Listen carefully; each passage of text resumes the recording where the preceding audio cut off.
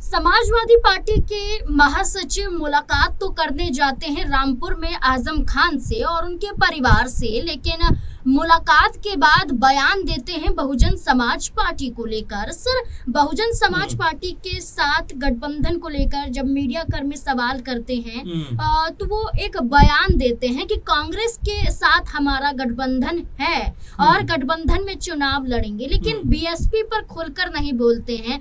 क्या लगता है कि उनका बीएसपी के समर्थन में ना आना, लेकिन कोशिशें पूरी दिखाई देती हैं कि अगर बीएसपी सपा का गठबंधन हो जाता है तो विधानसभा चुनाव में बड़ा प्रभाव डाल सकते हैं। क्या लगता है कि बीएसपी को नकारना शिवपाल यादव के जरिए क्या दर्शाता है? देखिए, बीएसपी के लिए बिल्कुल पहले भी बात चलती रही है, पहले भी माहौल बनता रहा है, लेकिन बीएसपी की तरफ से कुछ भी ऐसा नहीं कहा गया जिसको लेकर ये समझा जाए कि वो भी जो है गठबंधन में आने को लेकर तैयार है। अगर बीएसपी के बारे में बात करें तो बीएसपी को भी पता है कि फिलहाल अकेले दम पर उनका चुनाव में आना और लड़ना और चुनाव जीतना तीनों उनके लिए आसान नहीं है, क्योंकि अगर आप देखेंगे बीएसपी के पास में तो मिला जुला कर सिर्फ मायावती नजर आती हैं। आकाश आनंद के बारे में देखें तो जिस तरह की बयानबाजी वो करते हैं उससे ऐसा लगता है कि उनका मुद्दों पे कम और दूसरी तरह की बातों पर ध्यान ज्यादा है। कभी अखिलेश को अंकल कह देते हैं, कभी राहुल को अंकल कह देते हैं। ऐसे में इस तरह की बातों का कोई बहुत महत्व है नहीं। क्या इनसे वोट बैंक बढ़ जाएगा? मेरे ख्याल से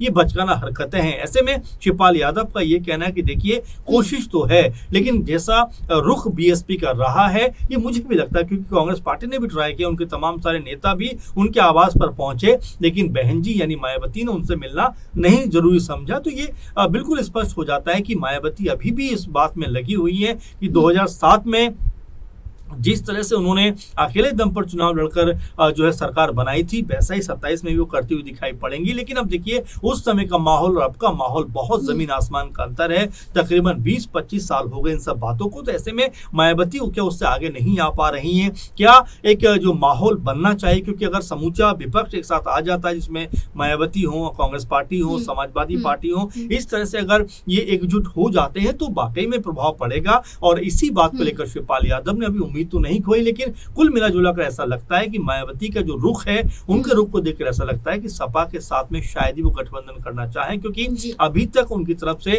कोई संकेत नहीं मिला है।